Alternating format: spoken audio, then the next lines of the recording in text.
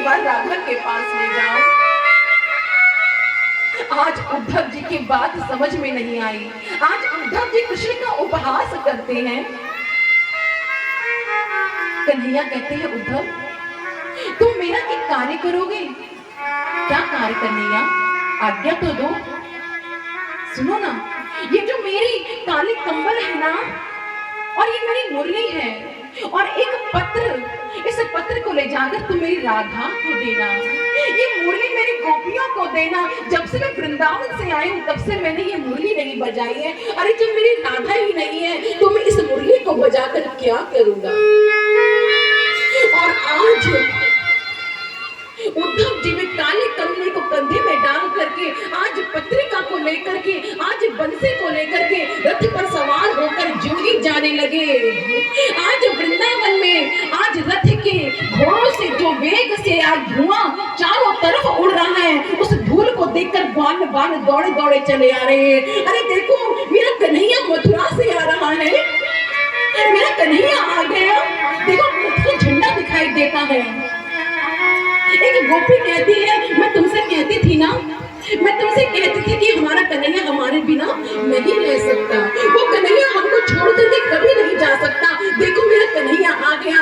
आज किसी के केस खुले हैं, किसी के शरीर के वस्त्र अस्त व्यस्त हैं। आज गोपिकाएं दौड़ी दौड़ी दौड़ी दौड़ी उस रथ के पास जा रही है। और जैसे ही रथ के पास गई है तो आज जैसे ही रथ का पर्दा हटाया है तो क्या देखते हैं? ये तो हमारा कन्हैया नहीं है, ये हमारा कन्हैया नहीं है, पर ये कंबल तो हमारे कन्हैया का है, ये मुरली तो मेरे कन्हैया की है। अरे कन्हैया तो बड़ा निर्दयी है, तो क्यों नहीं आया? कि तुझको हमारी याद नहीं आती?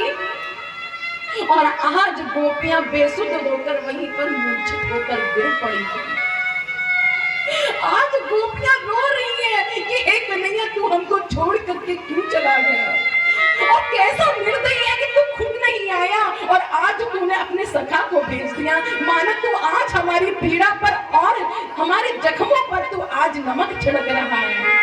आज गोपियां मूर्छित है और जैसे ही एक गोपी ने उस पाती को अपने हाथ में पकड़ा है, दूसरी गोपी उस पाती को फाड़ दी है, तो आज उद्धव उन गोपियों के पीछे पीछे दौड़े जा रहे हैं। कहते हैं अरे गांव की ग्वारी हो, अनपढ़ और तो तुम्हें ये नहीं पता ये पत्र कन्हैया ने भेजा है और तुम इसको पढ़ने की जगह फाड़े जा रही हो? कि तुम्हें पढ़ना आता है, लिखना आता है? तो आज गोपियां कहती है भले हम पढ़े लिखे नहीं है, भले हम अज्ञानी है, लेकिन जो हमारा प्रेम है ना वो प्रेम सच्चा है, उसमें कोई छल प्रपंच नहीं है। भले मेरा गाना ना आया हो, लेकिन ये जो कम्बल है ना, इस कम्बल में मेरे कन्हैया की सुगंधी है। ये वही मुरली है जो कन्हैया हमारे लिए बजाता था, और इस पाती में जो एक एक अक्षर है वो कन्हैया ने अपने हाथों से लिखा है। अरे हमारे लिए तो यही बहुत है। एक गोपी कहती है कि अरे बहन तू पढ़ना जानती है ना, जरा पढ़ तो सही, इसमें क्या लिखा है? गोपी कहती है अरे सखी मैं पढ़ना जानती तो अपने कान्हा को ना पढ़ लेती, उस कन्हैया को ना पढ़ लेती, वो कन्हैया मुझको छोड़ करके क्यों जाता?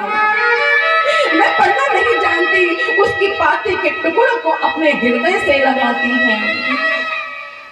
आज गोपी मानो कृष्ण के वियोग में ऐसा लगता है कि प्राण ना होकर केवल देह बन गई है।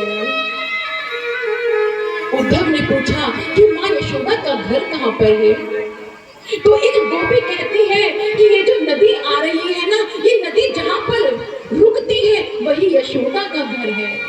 और आज उद्धव जी जैसे ही उस नगर में प्रवेश करते हैं, उस घर में प्रवेश करते हैं, तो क्या देखते हैं कि जब से कन्हैया गया है यशोदा ने अपने मुख में एक भी अन्न का दाना नहीं डाला है।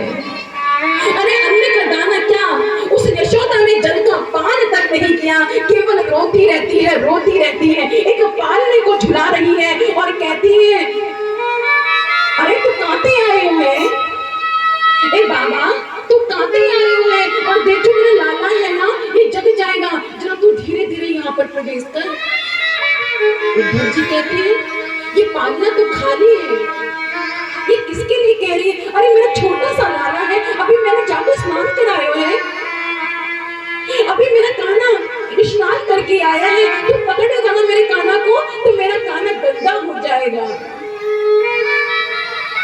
आज उद्धव जी की जो मति थी बौरा गई। आज गोपियां कहती हैं जो नदी देख रहे हो ये नदी कोई और नहीं यशोदा के आंसू है।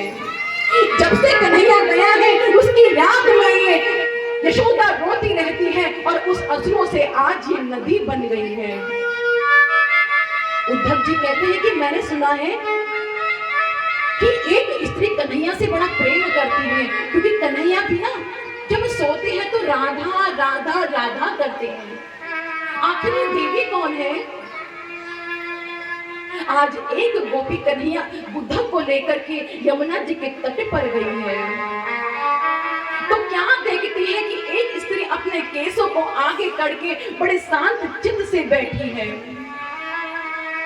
और एक गोपी जैसे ही कहती है राधा, ओ राधा, तो राधा कहती है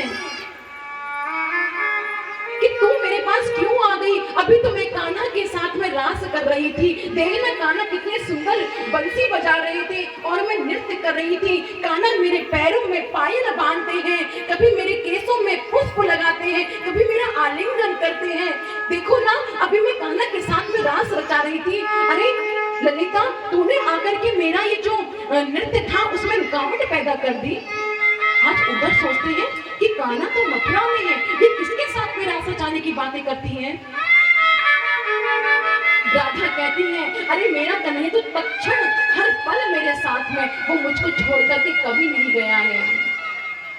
आज उद्धव ने वे बंसी राधा को दी है, तो राधा ने वे बंसी को छुआ है और कहती है इसमें तो मेरे कन्हैया का स्पर्श है, इसमें मेरे कन्हैया का स्पर्श है। और आज राधा फूट फूट कर न जाने कितने दिनों के बाद रोई है, क्योंकि जब से कन्हैया गए हैं उनके नेत्रों से एक आंसू नहीं गिरा है, उनके नेत्र पथरा गए हैं, पत्थर सी उनकी आंखें हो गई हैं। और आज जैसे ही उन्होंने कृष्ण की बांसुरी को छुआ है तो उनके अंग अंग में मानो फिर से कृष्ण स्पर्श का प्रेम प्रफुल्लित हो चुका है।